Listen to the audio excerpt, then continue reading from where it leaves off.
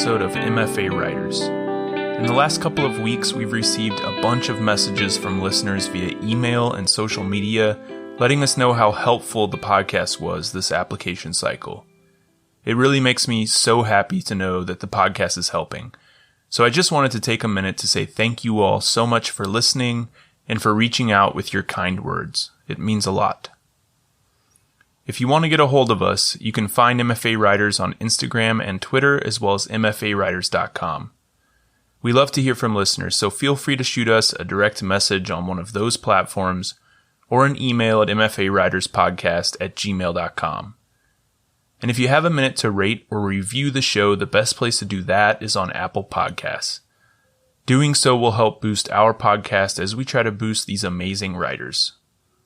Also, if you or someone you know would like to be a guest on the show, you can apply at mfawriters.com. On that same website, you can also click the support button to support us financially, if it's within your means. Or you can do so by going directly to buymeacoffee.com/mfawriters. Finally, as always, thank you for listening, and we hope you enjoyed the episode.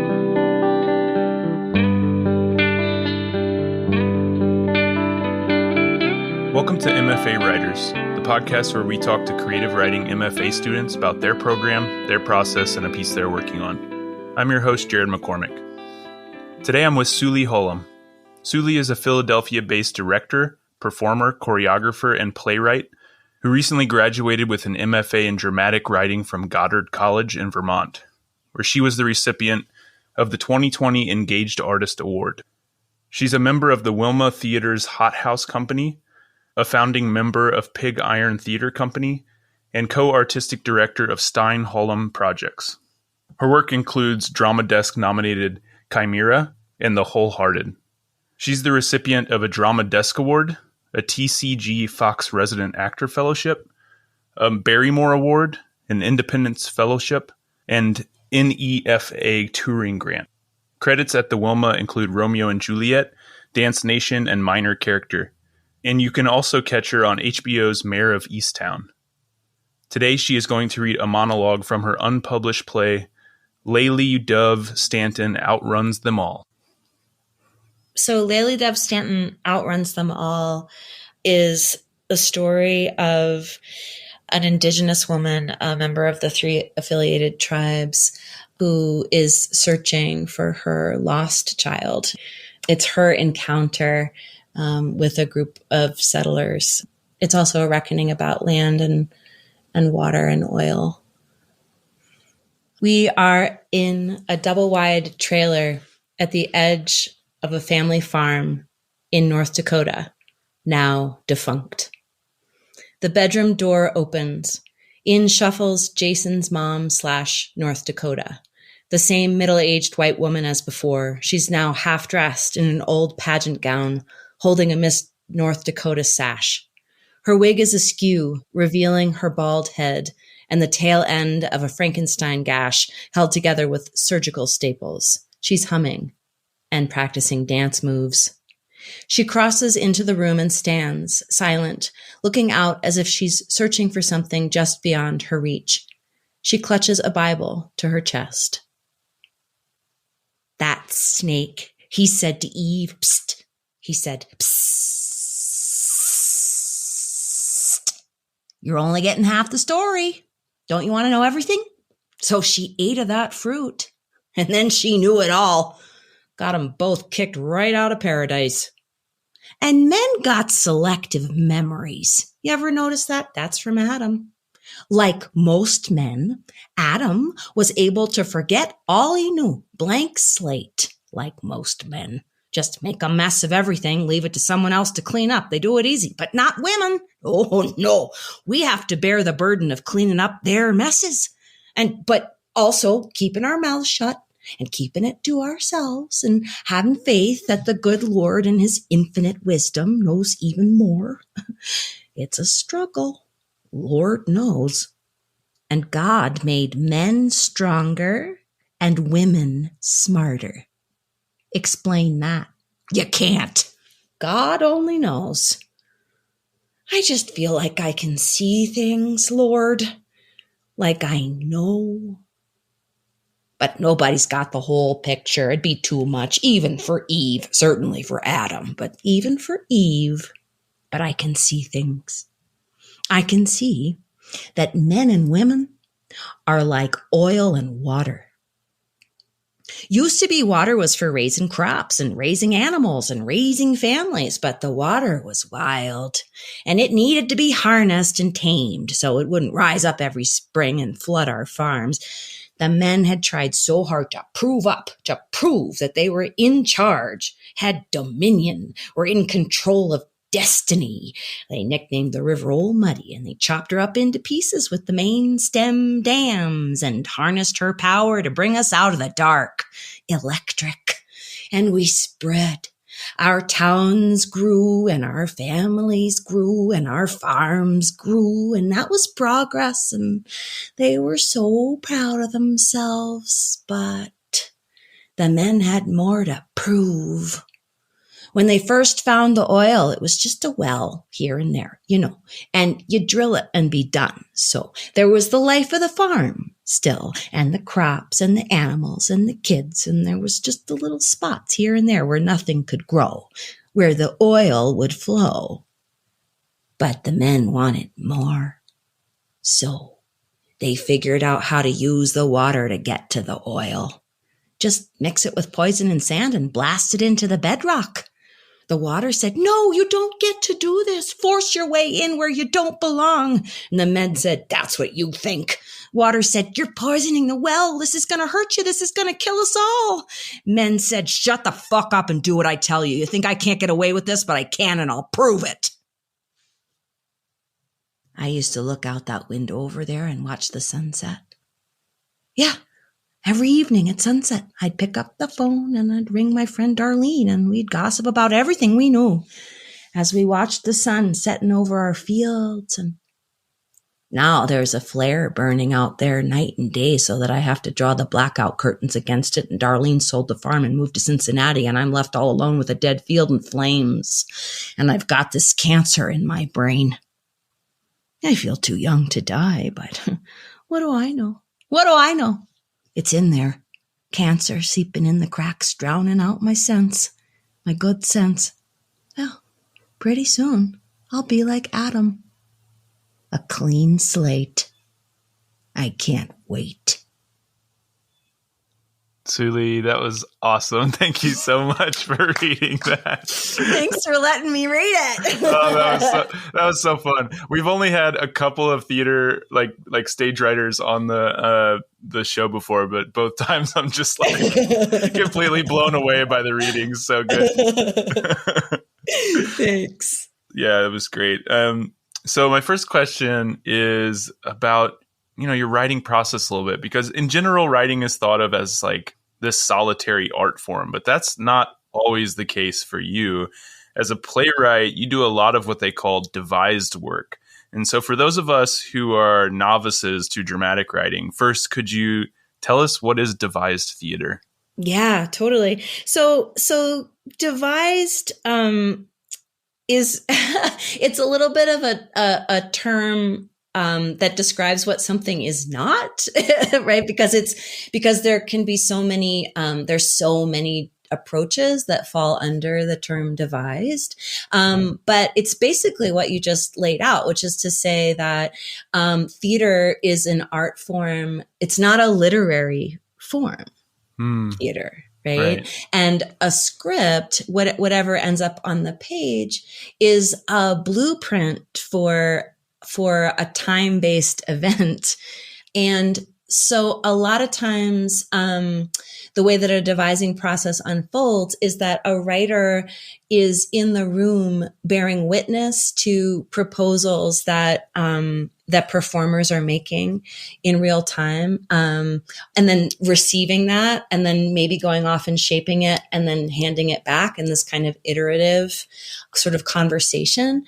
And sometimes that writer is instigating, right? So like offering writing that then launches like on your feet explorations, and then learning that way.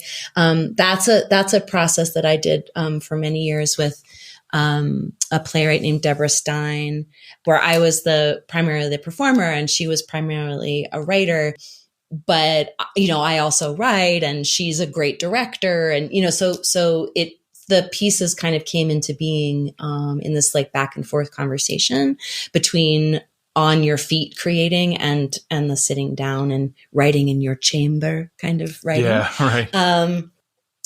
So I always bring that ethos into all of my writing. I'm often commissioned, like if there's a history or there's a community that holds story and they're trying to figure out how to translate that into a live theater piece, then I'll be brought in as the playwright who is being asked to hold and amplify the stories, as opposed to me coming up with an idea all alone. So when you have written plays or any writing really where you have been able to work on your own, where you've come up with an idea and you've written the story on your own, how does that compare? Like, how do you find yourself approaching the story differently, knowing that you have full control over it versus knowing that you're going to have to enter into this collaborative process at some point? Yeah, it's interesting. I actually, grad school was my chance to really explore that. I was like, what, I wonder what that process would be for me. And even that I think is a great example of how this ethos, it just is, it's a constant for me. Like I'll never leave it. It's like why I make work. Like I make work to be in conversation. So, so for that, what I just read, Laylie Dove Stanton Outruns Them All, began, as a research trip where I interviewed folks. I started just interviewing and gathering recordings, and then also doing my own independent research. And I was really particularly interested in the experiences of women living and working in the oil fields out in North Dakota. And then that evolved into conversations with, members of the 3 affiliated tribes of the Fort Berthold Indian Reservation, which is in the same area as the settler towns where I was interviewing folks. And initially, I explored that material as a solo performance, and that was like an experiment for me to see how I would meet the material. And it turned out that it was a story that was more than one body could hold, and it also was a story that I felt I needed to fictionalize in order to really get at the heart of what I wanted to say, or what I had learned through my own encounters. I often think of playwriting as retracing my own steps, right? Or creating a map for an audience to go on a journey that I've been on. And, not to be prescriptive about what they learn from going on that journey, but really trying to give them that path towards some kind of learning that I've undergone personally. And I also think it's really, for me in my writing, it's really important not to have all the answers, but to ask urgent questions. Okay, so I want to go back a little bit and talk about this idea of you said you did interviews and you did like some research on this specific topic before you started writing that play. Is that something that you normally do? Or are you doing a lot of background research? And does the research usually come before the idea for the play? Or is it sometimes that you come up with an idea and then you do the research, or that you start doing research and ideas come from that research? The question that Susan Laurie Parks poses, who's an amazing playwright, that David Henry Hwang poses before he starts writing a play, is why is it a play? Like what is it about this story that must be live performance? Right. And that's like, it's this conceptual question. And so I sort of sit with that for a while, like what at the seed of this content is inherently theatrical and requires a back and forth between the audience and the performers in real time. And often for me, that is because the story that I want to tell reflects untold history or underrepresented voices, a perspective that hasn't had a platform. And that's the little engine for me. And then I do some sort of sketches, even improvisations, like testing out different voices, testing out different characters, testing out different relationships to the audience.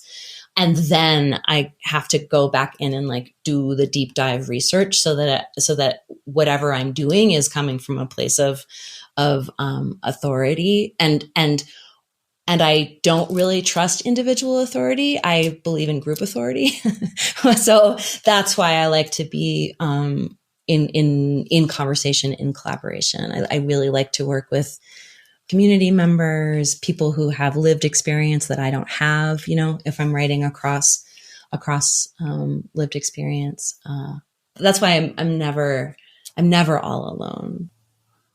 So as someone who performs in your own work, do you make writing decisions ever based on your own strengths and weaknesses as a performer? Yeah, well, no, actually, so I'm a founding member of this company called Pig Iron Theater Company. And right.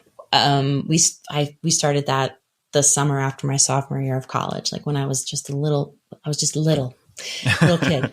And our ethos as young artists was that whatever the next project was had to be the next hardest thing. So I actually, I'm really drawn not to write towards my strengths, but to write towards the things that I, oh yeah, what I wonder if I could do, what I'm right. Yeah. So, and with this, like the excerpt that I just read, that's a big wonder that I have. And it still feels like it's still, it's a draft. It's still a little on the didactic edge of things. I feel like that script right now is very much in need of some, workshop and just some time in the space to figure out okay, what of this language is really essential and necessary, and what of this can be taken care of, visually and physically. But a big challenge of that material for me is,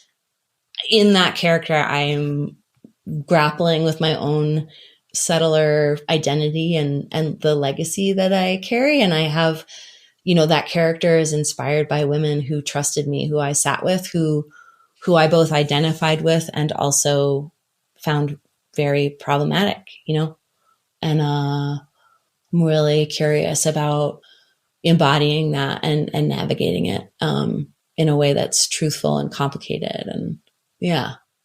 So that's a wonder I have. Yeah. With that material. Well, some people come into MFA programs not really knowing yet the writer they want to be, while others come in with a specific project in mind that they want to work on. And I know that the latter was the case for you. Is this project that you just read from the one that you brought into the MFA to work on? Yeah, it is. And when I entered the MFA, there was a version that was a solo performance that was both verbatim interview text, and then also some memoir writing that I did about my trip. So I had that as a draft, but really as a seed of something. I knew I was going to depart from that structure. And then I had just sort of started, I just challenged myself to sit down and start writing. So I had, I was 30 pages into a thing, but I didn't know, where that was going, what form that would take. And what was really exciting for me was exploring genre. I ended up writing a crime drama that's also a dark comedy, kind of Fargo, definitely Coen Brothers influence. It was it was wild. And the program was so great because we chose what to read. We created our own reading list, which had to be, 50 works. We had to read and annotate 50 works. And the annotation process was really to hone in on a single element of craft in whatever the piece was, an element of craft that we were curious about or something we might want to apply in our own work, either in the thesis or in other work. And I've always been really fascinated by structure.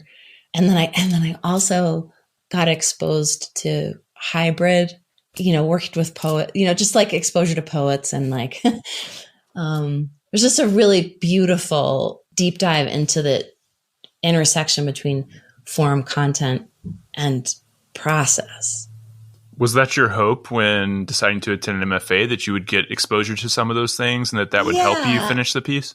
Yeah. And also just grow, and also just deepen my practice. I wanted a deeper and more confident and more self-directed, self-guided practice. So, everything that I've said about loving being in conversation, like what challenge for me is like sitting down, right.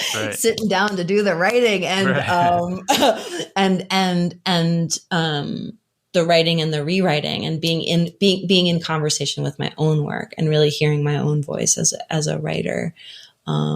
So yeah, that was my hope and my goal. And also it was a COVID decision, it was, my whole industry, paused. There was no live performance. And I had always been looking for that window of time where I could kind of retreat and focus in on my writing and call myself a writer more, you know what I mean? Like more intentionally. So yeah, that's what I went in looking for. So what made Goddard the right fit for you? I was looking for low res options, and I also knew folks who had gone through.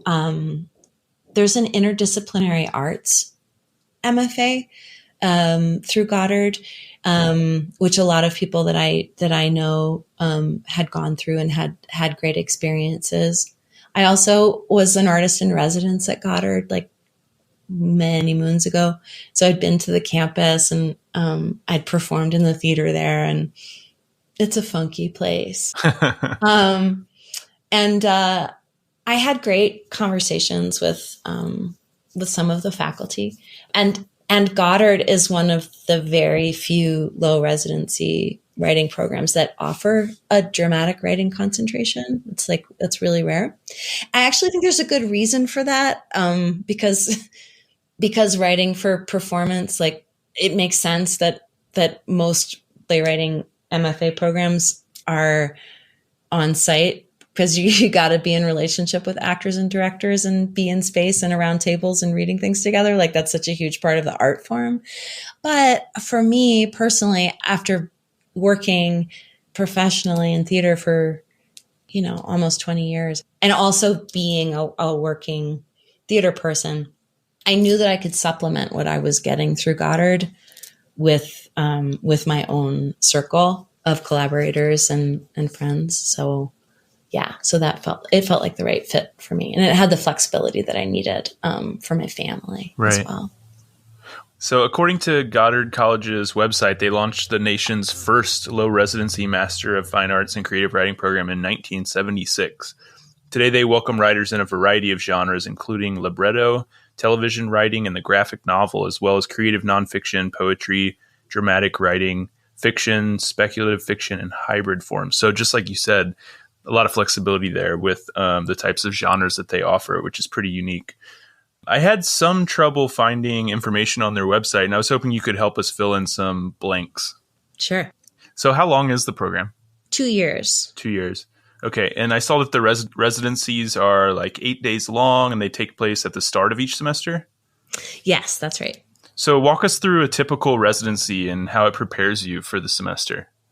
So what's interesting is, like, I had an atypical experience, right? Because it was during COVID. So It was the first, the residencies were actually remote, one in January and one in July.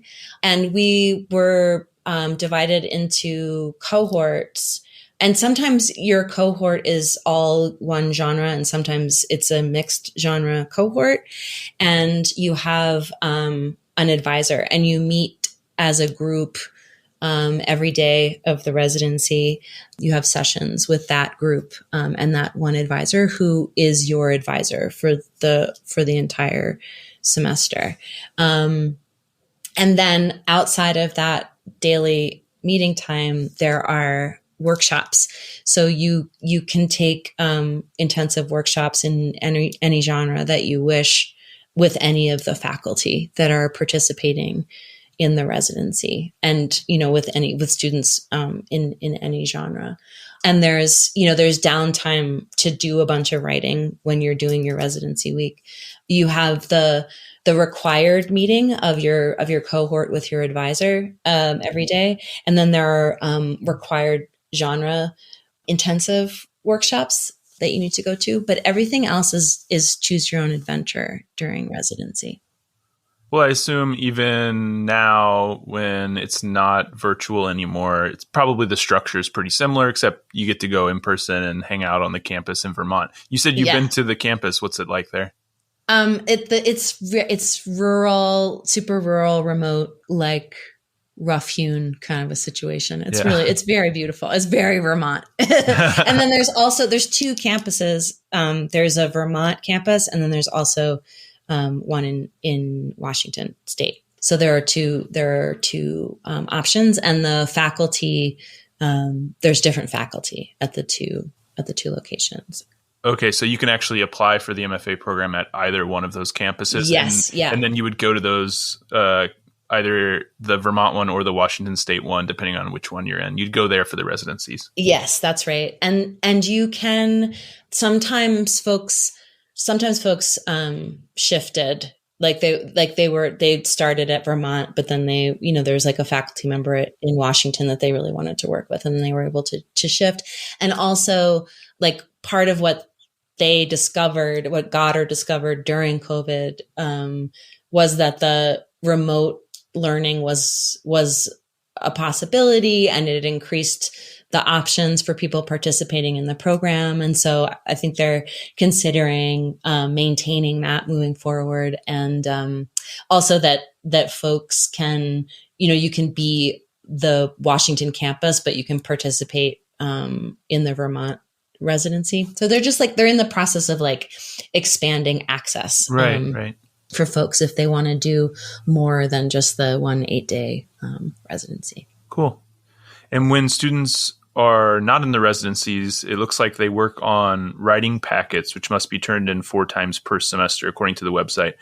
As part of the program and part of these packets, the students, like each semester, they make their own reading list of things that they want to read, and then they get to read those things throughout the semester and annotate them. Mm-hmm. And then throughout the entire program, you do a couple of shorter critical papers and one longer paper. Yeah. And something that's like a little difficult sometimes for folks to wrap their heads around is the difference between the critical papers and the annotations. But faculty really walks you through the annotation process is really craft based. So when you're annotating a work, you're really focusing on some aspect of craft, not a summary, right? It's not a book report.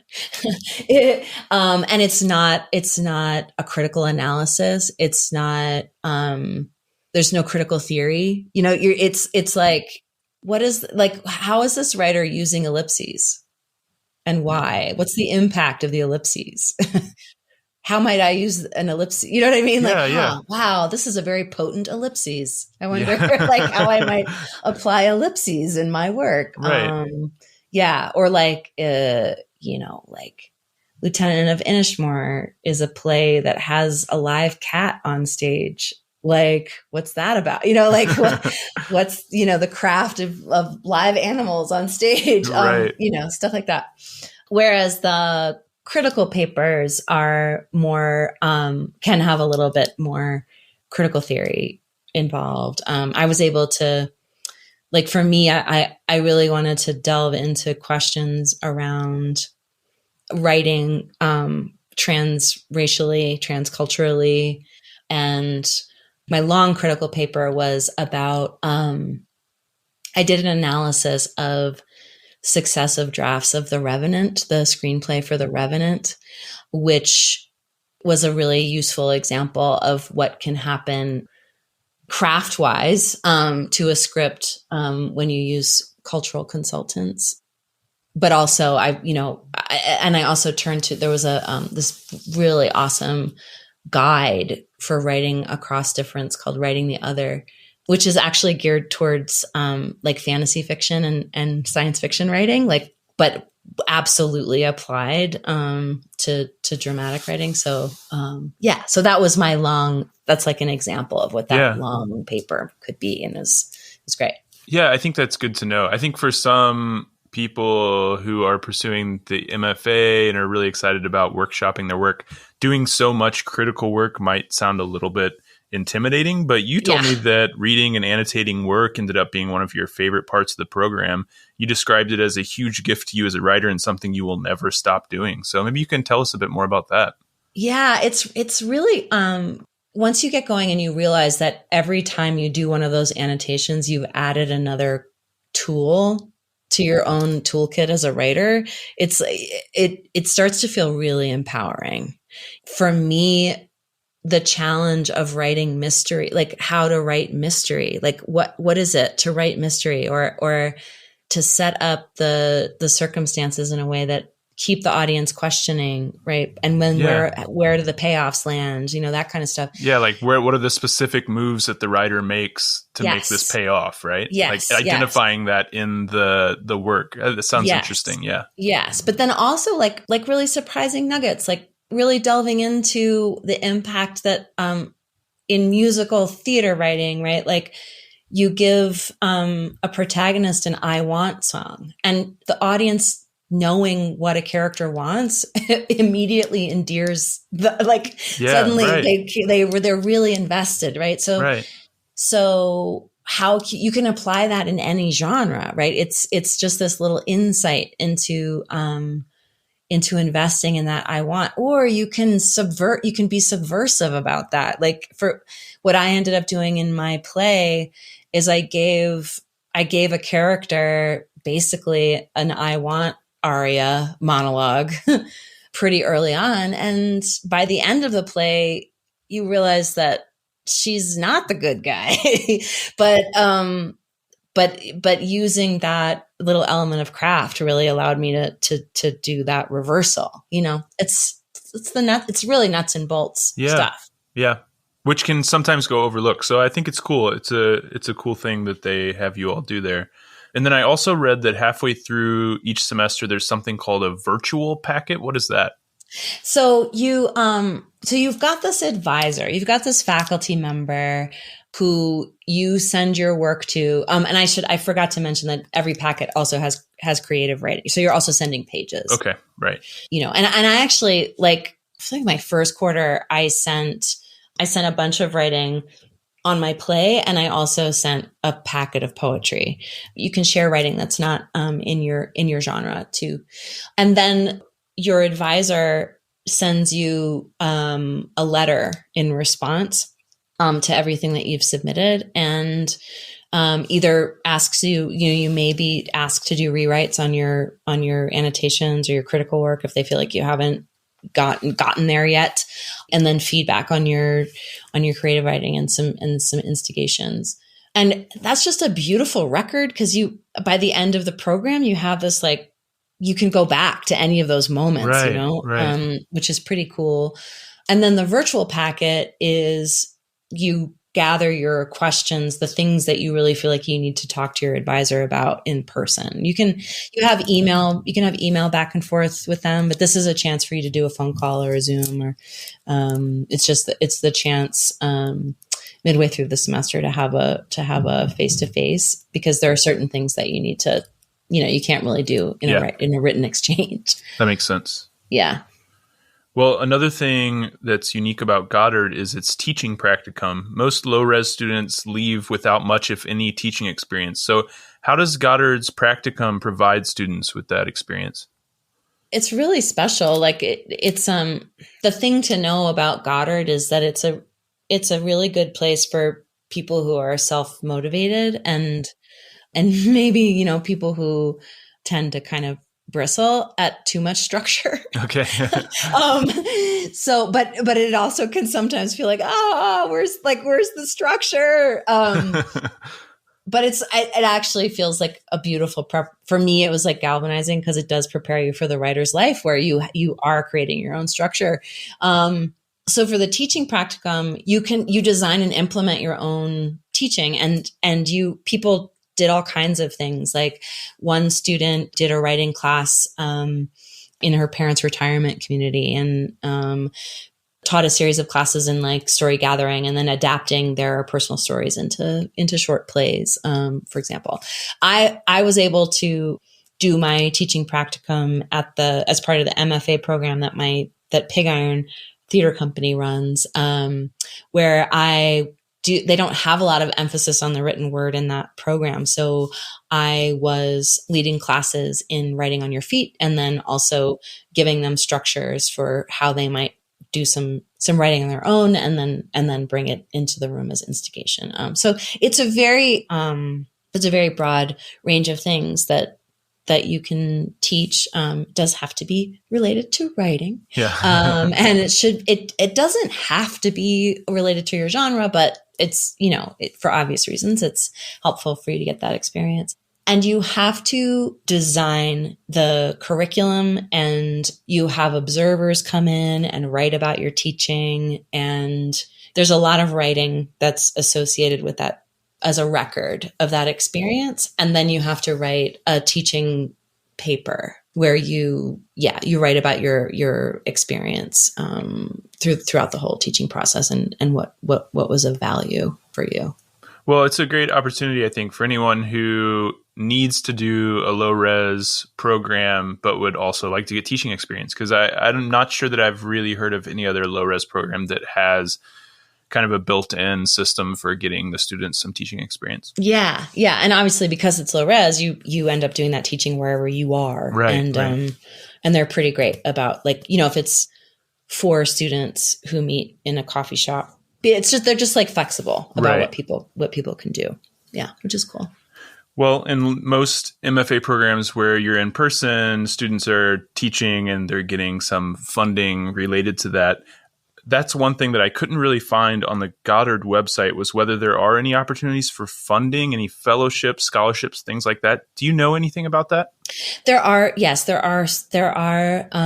scholarships, and there are awards. So the Engaged Artist Award came with a little bit of financial support to offset the cost. But yes, there are opportunities for scholarships.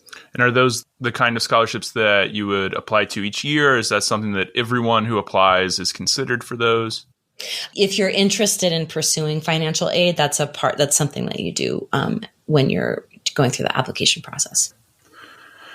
Well, before we go, I want to give you the last word on your experience. What is one way in which the MFA has been different, for better or for worse, from your expectations when applying? Well, I certainly expected that I was going to spend some time in Vermont. And then when it became clear that wasn't going to happen, I was delightfully surprised by how connected I still ended up feeling to the other folks in the program. I think there's a shared ethos in the program that's really special, and I feel really lucky to be a part of that community. Well, I feel lucky to have had the chance to chat with you today. Thanks for stopping by. And yeah, you bet. I can't wait to see some of your plays in the future and read more of your work. Awesome. Thank you so much. It's been a pleasure.